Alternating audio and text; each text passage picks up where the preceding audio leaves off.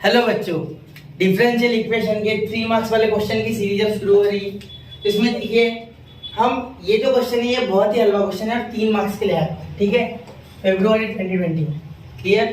देखिए ये क्वेश्चन क्या है, dy by dx plus y equal to e का पावर माइनस x। अब ध्यान दीजिए, वेरिएबल सेपरेबल फॉर्म के हिसाब से आप कर लो, ठीक है।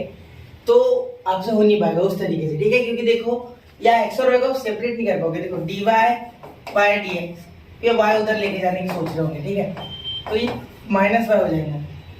dx उधर लेके जाओगे तो ये x इधर आ नहीं पाएगा, प्रॉब्लम हो रहा है, ठीक है। ये एक्चुअली लीनियर डिफरेंशियल इक्वेशन, क्या है? लीनियर डिफरेंशियल इक्वेशन, ठीक। फॉर्म क्या होता है?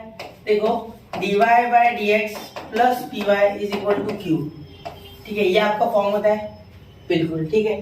तो यहाँ बाय कंपेयरिंग, ठीक है, आप डायरेक्टली बोल सकते हो p इज इक्वल टू 1, ठीक है, और आपका q जो है that is e to the power minus x, ठीक है। और यहाँ सिंपली ध्यान देना मेरी बात पे, यहाँ सिंपली आगे क्या बोल सकते हो आप? इंटीग्रेटिंग फैक्टर यानी IF is equal to e to the power integration of जो नीचे होता है वो p dx, ठीक है। तो यहाँ क्या बोलोगे? Integrating factor is equal to क्या आ गया आंसर आपका? p क्या है बेटा? 1, तो e to the power integration of 1 dx यानी e का पावर पॉजिटिव x, ये आपका इंटीग्रेटिंग फैक्टर आ रहा है, ठीक है।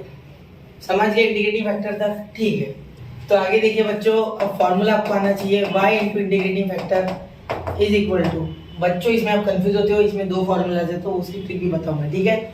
यहाँ लिखूंगा is equal to integration of q into integrating factor और यहाँ dx से नीचे इसलिए यहाँ भी dx प्लस c, ठीक है।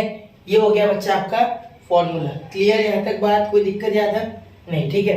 अब इसमें और एक फॉर्मूला है, ठीक है, अगर मैं आपको बताना चाहूँ तो अगर यह dx बाय dy होता, dx बाय dy, तो हम क्या लिखते हैं? x इंटू इंटीग्रेटिंग फैक्टर, ठीक है, is equal to integration of q integrating factor और यहाँ हो जाता है dy प्लस c, ठीक है। तो फॉर्मूला उल्टा हो जाएगा। ध्यान देना आप ट्रिक कैसे याद रखने की, ठीक है। देखो यहाँ py है इसलिए यहाँ y इंटीग्रेटिंग फैक्टर आता ही है, ठीक है, is equal to integration q तो आना ही है। यहाँ dx या dy कैसे डिसाइड करें? तो जो नीचे है वही यहाँ, या जो इंटीग्रेटिंग फैक्टर की सिर के ऊपर है वही वहां लिखो, ठीक है। यहाँ 1 है, 1 को थोड़ा अच्छे से लिखते हैं। क्लियर हो गया इतना?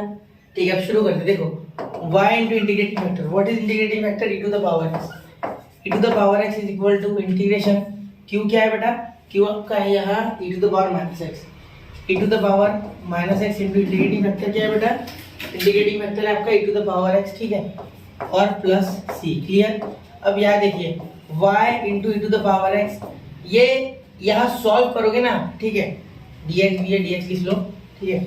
यहाँ जब आप सॉल्व कर रहे हो इसे तो ध्यान देना इन दोनों का आंसर आ रहा है e टू द पावर 0, तो integration e to the power 0 dx plus c। अब सिंपल सी बात है बेटा, y e to the power x और ये e टू द पावर 0 यानी किसी का भी power 0 that is 1 dx plus c। Therefore your required solution for d is y into integrating y into e to the power x यानी integrating factor और यहाँ integration 1 क्या हो गया बेटा? x हो गया, ठीक है, प्लस c, ठीक है। ये आपका सॉल्यूशन आ चुका है, लेकिन फिर भी अच्छे से लिखा तो x इधर लेके आओ, ठीक है, x या इसे उधर लेके जाओ, मैं तो बोलता हूँ चलो माइनस x लिख देते हैं, minus X plus Y into e to the power x is equal to c। ये आपका फाइनल इसमें रिक्वायर्ड डिफरेंशियल इक्वेशन है। लास्ट में आपको क्या लिखना है? The required differential equation is minus X plus Y into e to the power x is equal to c। ये ऐसे भी लिख सकते हैं, इसे उधर भेज दो माइनस में और ये c इधर लेके आओ, या वैसे रहने दो, इज इक्वल टू 0 भी आप कर सकते हो, वो आपकी इच्छा, ठीक है। इसे उधर लेके जाओ माइनस में लिखो, प्लस से और इधर 0 आ गया तो भी ओके, ठीक है। चलिए नोट कीजिए 1 2 3। तो मिलते हैं बच्चों अगले लेक्चर में, पढ़ते रहे, आगे बढ़ते रहे। जय हिंद, जय भारत।